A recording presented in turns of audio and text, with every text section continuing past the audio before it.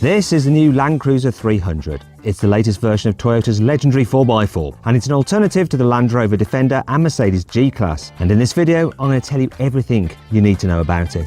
Buying a new car? Then head to carwow, and my team will help you find your next car at a fair price. Carwow, your one-stop car buying comparison site. Some off-roaders have barely changed since they first went on sale. Well, visually anyway. Take the Jeep Wrangler for example.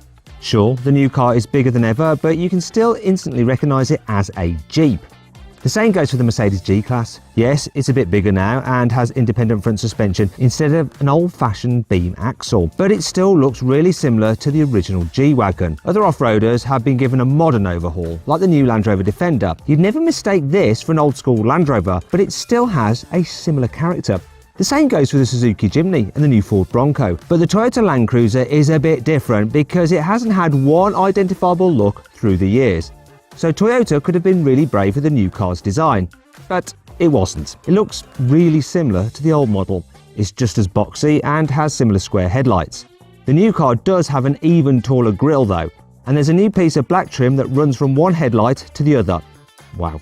It also looks a bit tougher than the old Land Cruiser from the side, because it has some extra wheel arch extensions and deeper side skirts. The rear pillar is a slightly different shape now, but you'll probably only notice if you're a proper Land Cruiser nerd. The changes at the back are pretty tough to spot too. The new 300's brake lights are slightly pointier than the old cars, and it has a few bits of extra trim in the bumper, but that's your lot. So what do you think? Is this the coolest looking off-roader on sale, or do you prefer something like a G-Class or a Jeep Wrangler? Let me know in the comments. We'll put a pinned comment, you can vote. Which is your favourite? Some new SUVs like the new Land Rover Defender use a monocoque body shell, just like an ordinary car, but others have a separate body and chassis, like the Jeep Wrangler and the Mercedes G-Class. This is a little bit old-fashioned, but having a separate chassis is better for some off-roaders because you can fit solid axles and beefy suspension to deal with massive bumps. And that's exactly what Toyota's done for the new Land Cruiser. It's built on a brand new platform called the TNGA-F, which uses a separate body and chassis. The old Toyota Land Cruiser came with one engine, a yeehaw 5.7 litre petrol V8, but you get a choice of two new V6s in the latest 300 version. First up is a 3.5 litre twin-turbo petrol V6 that produces 415 horsepower and 650 Nm of torque. That's a lot more than the 381 horsepower and 543 Nm you got from the old V8. There's also a new 3.3 litre twin-turbo V6 diesel engine. It only makes around 309 horsepower, but it cranks out a massive 700 Nm of torque. That's 50 Nm more than you get from a 3 litre 6-cylinder diesel Defender and 100 Nm more pulling power than a 3 litre 6-cylinder Mercedes G400D. And on top of all that, there's a rumour that Toyota is working on a hybrid Land Cruiser with a V6 petrol engine and a 180 horsepower electric motor borrowed from the hybrid Lexus LS. I know a hybrid Land Cruiser sounds a bit strange, but fuel economy does matter in off-roaders too, you know. You don't want to run out of petrol halfway across the Sahara Desert now, do you? You could get the previous Toyota Land Cruiser and the smaller Land Cruiser Prado with Toyota's kinetic dynamic suspension system. This used a load of hydraulics to automatically adjust the suspension to give you as much grip as possible on uneven surfaces. It could change the stiffness of the dampers and even disconnect the anti-roll bars to give you better axle articulation.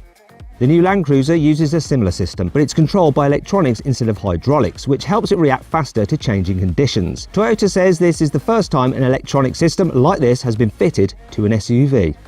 Some SUVs are all about style over substance, but others have to deliver the goods, like the Mercedes G-Class and the Land Rover Defender. Well, the same goes for the new Toyota Land Cruiser. The new model comes with four-wheel drive and locking differentials as standard, obviously, but there's also a system called the Multi-Terrain Select. This can automatically detect what surface you're driving on and set the car up for you, which is handy if you don't want to fiddle with the settings yourself. There's also a new multi-terrain monitor system. This works a bit like the ClearSight system in a Land Rover Defender, and it shows you a view through the car's bonnet on the infotainment system.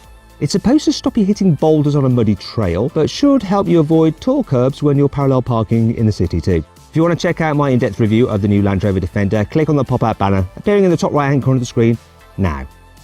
The old Land Cruiser came with an 8-speed automatic gearbox, but there's no such thing as too many gears in an off-roader. So Toyota has crammed a whopping 10 gears into the new car. Don't worry, you still get the usual low-range gears, so you can engage super slow crawler modes to deal with steep slopes. But these extra gear ratios should help it use less fuel and emit less carbon dioxide when you're cruising on the road. The old Toyota Land Cruiser and even the smaller Prado model were brilliant off-road, but not the best on it. So Toyota has made a few changes to the new car to fix its on-road manners. For starters, its new platform is stiffer and has a lower centre of gravity than the old cars. This will help it deal with bumps better and should stop it from leaning so much in faster corners. But that's not all, because Toyota has made the new car much lighter, partly thanks to its new aluminium roof instead of the old car's steel one. The old Land Cruiser weighed more than 2,600 kilos, but the new car is 200 kilograms lighter, and reducing a car's weight makes everything better, from performance to fuel economy to tyre wear and handling, of course. Toyota has also added some upgraded safety kits, including pedestrian and cyclist detection, which might be handy if you're not used to driving such a massive car in town. Toyota has given the new Land Cruiser's interior a thorough makeover. The old car looked like it was stuck in the early 2000s, but the new model is way more high-tech. There's a new dashboard design, but the biggest change is the huge central touchscreen. This controls most of the car's functions, but not the climate control. You still get a row of old-fashioned physical buttons for that, which is great news and easier to operate when you're driving. You can get the new Land Cruiser with 5 or 7 seats, just like the old model. And because the new car is almost exactly the same size, it'll be just as roomy inside too. Toyota has also revealed a GR version of the new Land Cruiser. Yeah, a GR as in Gazoo Racing. You know, the people who built the awesome Yaris GRMN and the epic GR Yaris. But don't get too excited. This new Land Cruiser isn't some rally spec homologation special. It's more like a visual upgrade pack, a bit like Audi's S-Line or Mercedes AMG line. This means you get some different alloy wheels and new black bumpers that should hide any scratches you get while off-roading. Don't think about putting your name down for a new Land Cruiser 300 if you live in the UK or Europe, because it won't go on sale here, I'm afraid. It will go on sale in the Middle East and Russia though, sometime in 2021, and it'll probably set you back the equivalent of around £70,000. If you can't wait for that, I found a great deal on my favourite off-roader that you can buy right now. I'm not going to tell you what it is, but if you click on the pop-out banner appearing now in the top right-hand corner of the screen, you can check out the car and the deal I've got on it. Hey, if you enjoyed the video, please give it a like. Also, let me know of any other videos you'd like me to do in the comments below. If you click there, you can watch some more videos, and if you click on that box there, you can actually sign up to the CarWow newsletter, where we'll keep you up to date of all the latest news and reviews from the car world in between these video uploads. So just click on that, sign up, it's completely free, and of course you can cancel anytime you want to. Thanks for watching.